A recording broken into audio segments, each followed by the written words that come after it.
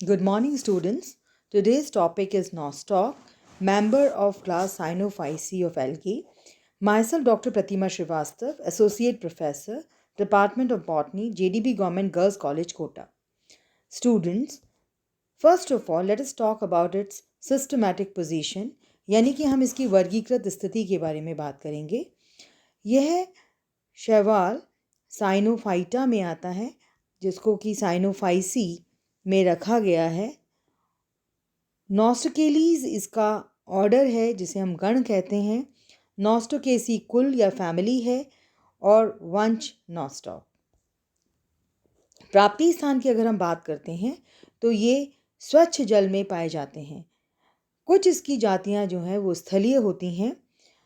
अक्सर ये rice fields में, यानी कि जहाँ पे धान की खेती होती है, वहाँ ये बहुलता से पाए जाते हैं और इनका जो मुख्य रोल है वो है नाइट्रोजन फिक्सेशन। ये नाइट्रोजन स्थिर करके भूमि की उर्वरकता को बढ़ाते हैं। नॉस्टॉक जो हैं ये सर्कुलर बॉल्स के रूप में दिखाई देते हैं। ये ट्री ट्रंक्स पर भी पाए जाते हैं। ये सिम्बायोटिक सहजीविता दर्शाते हैं एंथोसिरोस के साथ एज एंडोफिटिक एल्गी।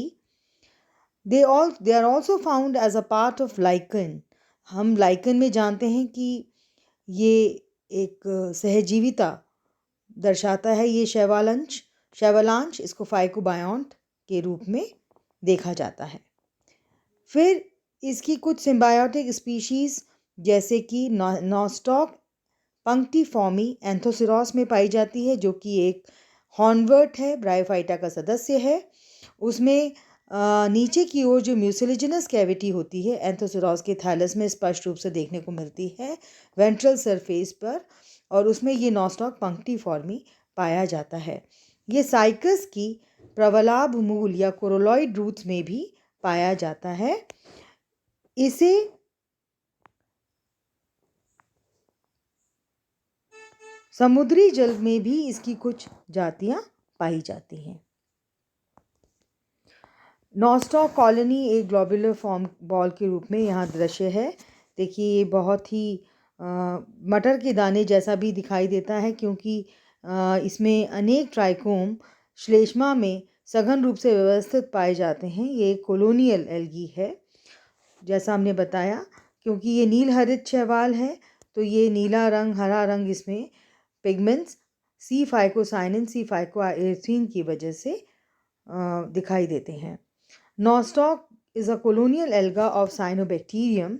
इसमें कई ट्विस्टेड ट्राइकोम्स, कई व्यावर्तित ट्राइकोम्स जो हैं वो एक श्लेष्माकयी आधात्री के अंदर ग्लोब्यूलर कॉलोनी बनाते हैं, बॉल नुमा ग्लोब्यूलर कॉलोनी बनाते हैं। They are greenish to bluish green in colour. और ये जो कॉलोनी है ये एक फर्म और टफ पेलिकल मेम्ब्रेन से घिरी हुई होती है। तरुण कॉलोनी जो है वो सूक्ष्मदर्शीय होती है। छोटी कॉलोनी जो यंग कॉलोनी होती है वो माइक्रोस्कोपिक है। परिपक्व कॉलोनी यानी कि मैच्योर कॉलोनी मटर, अखरोट, आड़ू के आकार व आकृति की पाई जाती है। इसमें करीब 8 से 50 सेंटीमीटर तक इसका आमाप हो सकता है। ये ऑलिव ग्रीन कलर की, नीली हरी अथवा पीले रंग की भी होती है। ये कॉलोनी हम जानते हैं कि नॉस्टॉक जो है वो एक प्रोकैरियोटिक है। दैट इज़, इसमें जो न्यूक्लियस है वो आद्य न्यूक्लियस है, जिसे न्यूक्लियोइड कहा जाता है। हमने ऑसिलेटोरिया में भी आपको बताया था कि इसमें जो डबल वॉल्ड सेल मेम्ब्रेन वाले जो ऑर्गेनल्स हैं, जैसे endoplasmic reticulum, Golgi bodies, plastids, ये अनुपस्थित होते हैं। और जो सेल है वो 2 भागों में बांटा जा सकता है। बाहर की ओर है क्रोमोप्लाज्म और केंद्र की ओर है सेंट्रोप्लाज्म। जो इसका सेंट्रोप्लाज्म है उसमें जो केंद्रक को रिप्रेजेंट करता है उसको हम कहते हैं इंसिपिएंट न्यूक्लियस या न्यूक्लियोइड। पिगमेंट्स की हमने बात कर ही ली है। Common species Nostoc commune, Nostoc punctiforme, Nostoc azollae नाम से ही स्पष्ट है, एज़ोला में पाई जाती है नॉस्टॉक एज़ोली। कुछ इसकी जातियां हैं जैसे नॉस्टॉक स्फेरिकम, नॉस्टॉक एंडोफिलम, ये भारत में पाई जाती हैं। अब हम बात करते हैं इसके थैलस स्ट्रक्चर की। तो initially it forms a small hollow gelatinous globule. तो वो जो गोलाकार संरचना है वो खोखली होती है और ये बाद में लेदरी, फ्लैटेंड और कॉन्वोल्यूटेड हो जाता है, व्यावर्तित हो जाता है, एक जिलेटिनस मास के रूप में पाया जाता है, जिसमें कि दूसरी कॉलोनीज भी शामिल होती हैं जो कि पास में उगती हैं। जो भी इसकी झिल्ली है, थिन शीट है, उसके अंदर कई unbranched hair like structures present होते हैं जिनको कि ट्राइकोम कहा जाता है। और एक ख़ास बात इसमें यह है कि जो ट्राइकोम्स हैं वो अशाखित होते हैं और मालाकार बीड नुमा ट्राइकोम जो है वो मालाकार दिखाई देता है, अथवा इसको हम मोनली फॉर्म भी कह सकते हैं। फिर इसमें जो इसके जो टर्मिनल एंड है, इसमें कई बार हेट्रोसिस्ट पाया जाता है। ये हेट्रोसिस्ट जो है ये एकल व अंतर्देशी होते हैं, पर कभी कभी ये टर्मिनल भी हो सकते हैं। फिर ट्राइकोम के आधार और शीर्ष में विभेदन नहीं पाया जाता है। कभी कभी कॉलोनियाँ, जो भी कॉलोनीज़ हैं, वो समूह में पाई जाती हैं और यदा कदा ये जो कॉलोनीज़ हैं वो एक कॉमन म्यूसिलेज से घिरकर एक बड़ा सा श्लेष्मिक पिंड बनाती हैं, जिसे कि संयुक्त कॉलोनी या कंपाउंड कॉलोनी भी कहा जा सकता है। जब वेट कंडीशंस होती हैं, जैसे nostoc commune bluish colour, green colour का दिखाई देता है, ऑलिव ग्रीन कलर का दिखाई देता है, लेकिन ड्राई कंडीशंस में इट बिकम्स एन इनकॉन्स्पिक्यूअस स्ट्रक्चर। तो ये इस प्रकार से एक श्लेष्मिकी आधात्री में मालाकार नॉस्टॉक फिलामेंट्स दिखाई दे रहे हैं। अब नॉस्टॉक जो हैं ये नाइट्रोजन फिक्स कर सकते हैं एटमॉस्फेयर से, तो ये उन लोकेशंस पे पाए जाते हैं जहाँ पे कि नाइट्रोजनस कंपाउंड्स नहीं प्रेजेंट होते हैं। यानी कि Nostoc they can fix nitrogen from the atmosphere and they can therefore live in locations where no nitrogenous compounds are present. Nostoc contains photosynthetic pigments and the energy storing photosystems in membrane structures called thylakoids located in the cytoplasm of the cells. इसमें ऐसे pigments भी पाए जाते हैं जो कि long and medium wavelength वाली ultraviolet radiation को एब्जॉर्ब कर सकते हैं and which enables it to survive in places with high levels of radiation. यानी कि जहाँ पे बहुत अधिक मात्रा में रेडिएशन होता है वहाँ पर भी ये नॉस्टॉक सर्वाइव कर सकता है। रिजर्व फूड जो इसमें है दैट इज साइनोफाइसियन स्टार्च। अब हम इसके थैलस में, जैसा हमने बताया था कि ट्राइकोम है, यानी कि स्ट्रेट और ट्विस्टेड फिलामेंट्स इसके ट्राइकोम कहलाते हैं। फिर हर ट्राइकोम में एक इंडिविजुअल शीथ होती है और उस शीथ होने की वजह से वो एक फिलामेंट कहलाता है। सेल प्रोकैरियोटिक है, ये हम बता चुके हैं। इसमें सेल वॉल है, पिगमेंट्स हैं, न्यूक्लियोप्लाज्म है। ये जो सेल वॉल है ये सेल्यूलोज की बनी हुई होती है। Well defined plastids are absent, उसकी जगह क्रोमोप्लाज्म बाहर की ओर होता है। ये इसका सेल स्ट्रक्चर है। तो सेल स्ट्रक्चर में एक ख़ास बात यह है कि इसकी जो कोशिका भित्ति है वो द्विस्तरीय होती है और जो बाह्य भित्ति है वो सेल्यूलोज और अंतः भित्ति जो है वो म्यूकोपेप्टाइड की बनी होती है। कोशिका भित्ति पर पेक्टोज का श्लेष्मी आवरण होता है और इसमें जैसे ही ये जल के संपर्क में आता है तो यह श्लेष्मकीय हो जाता है। जीव द्रव्य का बाहरी आवरण जो है वो कोशिका झिल्ली कहलाता है तथा एक दोहरी परत पाई जाती है। जीव द्रव्य में हमने जैसे पहले भी बताया कि दो भाग होते हैं। बाहर की ओर, ये हमने ऑसिडिटोरिया में भी आपको बताया था कि बाहर की ओर जो जीव द्रव्य है उसको क्रोमोप्लाज्म कहते हैं और केंद्र की ओर जो रंगहीन जीव द्रव्य है इसको सेंट्रोप्लाज्म कहा जाता है। जो क्रोमोप्लाज्म है इसमें अनेक पट्टलिकाएं जिन्हें थाइलेकॉइड्स कहा जाता है वो पाई जाती हैं, जिन पर कि पिगमेंट्स पाए जाते हैं। पिगमेंट्स में है chlorophyll A, then beta carotene, कुछ ज़ैंथोफिल्स और सी फाइकोसाइनिन और सी फाइकोइरेथ्रिन। तो ये इसके पिगमेंट्स हो गए। इसमें जो संचित भोज्य पदार्थ है वो है साइनोफाइसियन स्टार्च। फिर इसमें कुछ संरचनाएं जो कि कहलाती हैं हेटेरोसिस्ट, वो भी पाई जाती हैं, जिसका हम वर्णन आगे करेंगे। ये जो है हेटेरोसिस्ट हैं, ये विशिष्ट रूप से विभेदित कोशिकाएं होती हैं, जिनकी कोशिका भित्ति मोटी तथा जीवद्रव्य होमोजीनियस होता है।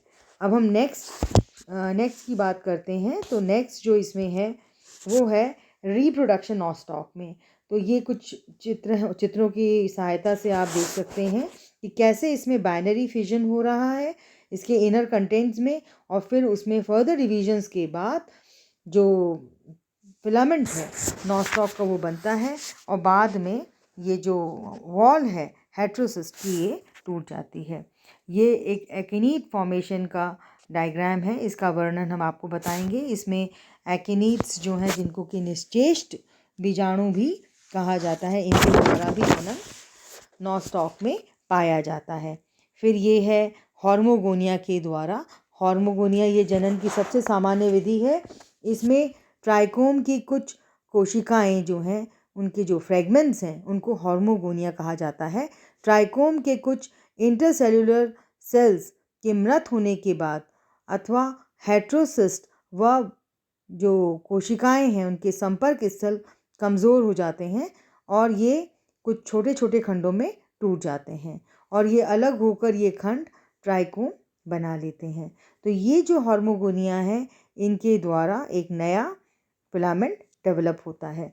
ये नॉस्टॉक कॉलोनी इस प्रकार से सदृश्य होती है। अगर हम माइक्रोस्कोप के अंदर देखें तो ये इस तरह से मालाकार, बिल्कुल ऑलिव ग्रीन कलर के जैसे मालाओं जैसे ये फिलामेंट्स दिखाई दे रहे हैं एक कॉलोनी में व्यवस्थित। अब यहाँ पे हम सिस्टमैटिकली आपको एक एक रिप्रोडक्शन के बारे में बताएंगे। जैसे इसमें जो एसेक्सुअल, इसमें तीनों प्रकार के रिप्रोडक्शंस हैं, वेजिटेटिव भी है, एसेक्सुअल भी है, तो दोनों प्रकार के रिप्रोडक्शंस हैं, सॉरी। तो इसमें जो वेजिटेटिव रिप्रोडक्शन है वो है विखंडन के द्वारा, जिसको हम कहते हैं कॉलोनी फ्रेगमेंटेशन। तो क्या होता है कि कॉलोनी समय के साथ वृद्धि करती है, और जब इसमें कॉलोनी जो है वो दो या दो से अधिक फ्रेगमेंट्स में, खंडों में टूट जाती है, जो कि किसी मैकेनिकल इंजरी या यांत्रिक क्षति के कारण होता है, और इसमें जो हर फ्रेगमेंट है वो एक नई कॉलोनी बनाने में सक्षम रहता है। हॉर्मोगोनिया का हमने पहले भी वर्णन किया कि ये हॉर्मोगोन्स जो हैं ये ट्राइकोम के छोटे छोटे कोशिकीय विखंडों को हॉर्मोगोनिया कहा जाता है। और ये जो हॉर्मोगोनिया है ये विश्राम से पूर्व एक या दोनों सिरों पर एक हेटेरोसिस्ट का निर्माण कराते हैं। श्लेष्म का निर्माण होकर इसकी कोशिकाएं जो हैं वो अनुप्रस्थ विभाजन करके ट्राइकोम बनाती हैं। तो इसमें जो फिलामेंट है वो कई छोटे खंडों में टूट जाता है। The filament is broken down into many short length pieces which are called hormogonia. The fragments are formed due to the development of heterocyst और death of any vegetative cells, ये हम पहले भी बता चुके हैं। और ये हार्मोगोनिया जो है, hormogonia they come out of the colony by piercing the colonial sheath and each develops. हर हार्मोगोनिया, ये जो छोटे पीसेस हैं, ये अपने चारों ओर एक शीथ बना लेते हैं and they aggregate to form a new colony. फिर जो निश्चेष बीजाणु या एकाइनीट्स या एकिनीट्स भी कहा जाता है इन्हें, तो some cells of the filament they become enlarged and they are filled with the food material. Food material we all know, cyanophycin starch is a food material. ये जो थिक वॉल सेल्स हैं इनको एकिनीट्स कहते हैं। ये जनरली एक श्रृंखला में प्रेजेंट होते हैं। Akinetes are generally present in chain. Each cell is somewhat cylindrical और स्फेरिकल इन शेप। हर सेल जो है वो सिलेंड्रिकल, बेलनाकार या फिर गुलिकीय होता है। और ये फिलामेंट्स जो हैं इसमें ये जो लार्ज, स्फेरिकल, सिलेंड्रिकल, रंगहीन खाली कोशिकाएं हैं, इनको हेटेरोसिस्ट भी कहा जाता है। ये हेटेरोसिस्ट जो हैं दे आर जनरली इंटरकैलरी, अंतर्वेशी भी होते हैं, और यंग कंडीशंस में ये टर्मिनल भी होते हैं। और हेटेरोसिस्ट में 2 पोलर नोड्यूल्स प्रेजेंट होते हैं। Thalli are present in the form of colony. Ball-like colony is developed by a gelatinous sheath. Then comes arthrospores and endospores. Arthrospores जो हैं इनको resting acinids कहा जाता है, यानी कि वे निश्चेष्ट बीजाणु जो कि विश्राम अवस्था में होते हैं। फिर आते हैं एंडोस्पोर्स। तो कुछ स्पीशीज़ हैं जैसे नॉस्टॉक माइक्रोस्कोपिकम और नॉस्टॉक कम्यून। ये जो इनमें हेटेरोसिस्ट है वो बीजाणुधानी की भांति व्यवहार करता है। It acts like a sporangium. इसकी जो कंटेंट्स हैं, अंतर वस्तुएं हैं, ये विभाजित होकर एंडोस्पोर बनाती हैं। और ये जो संरचनाएं हैं ये पतली भित्ति युक्त, ये बहुत थिन वॉल्ड होती हैं, या इनमें जो भित्ति है वो एब्सेंट होती है, वॉल इज एब्सेंट। तो हेटेरोसिस्ट की भित्ति जब टूट जाती है तो ये बीजाणु, अंतर बीजाणु ये मुक्त हो जाते हैं और ये अंकुरित होकर के नया ट्राइकोम बनाते हैं। ये थोड़ा सा हम पहले पिछले वाली स्लाइड्स पे बताएंगे आपको कि किस प्रकार से ये एंडोस्पोर्स बनते हैं। ये देखिए, तो ये जो एंडोस्पोर्स यहाँ पे बताए गए हैं ये वाले हैं, और ये कुछ प्रकार यहाँ पे बताए गए हैं जनन के। और आप लोग, आशा है आपको ये समझ में आया होगा। बहुत ही सिंपल टाइप का एल्गी है। और thank you very much, and please subscribe to our channel CCE Raj JDB GGC Kota. और आप लोग इन सब चीज़ों में ये बात ध्यान रखेंगे कि हर type of algae plays an important role in economy, यानी कि आर्थिक महत्व हर शैवाल का होता है। तो बच्चों, आपको शुरू में जैसे बताया गया था कि ये जो नॉस्टॉक हैं ये धान के खेतों में पाए जाते हैं, और इनमें क्या क्षमता होती है, नाइट्रोजन फिक्सेशन की। तो ये भूमि की उर्वरकता को बढ़ाते हैं, और ये बंजर और जो अल्कलाइन जो भूमि है, सैलाइन या अल्कलाइन जो सॉइल होती है, उसको कृषि योग्य बना देते हैं। इसके द्वारा भूमि में ह्यूमस तथा एसिडिक पदार्थ ये बढ़ करके अपेक्षाकृत उसे सामान्य कर देते हैं। तो थैंक यू वंस अगेन।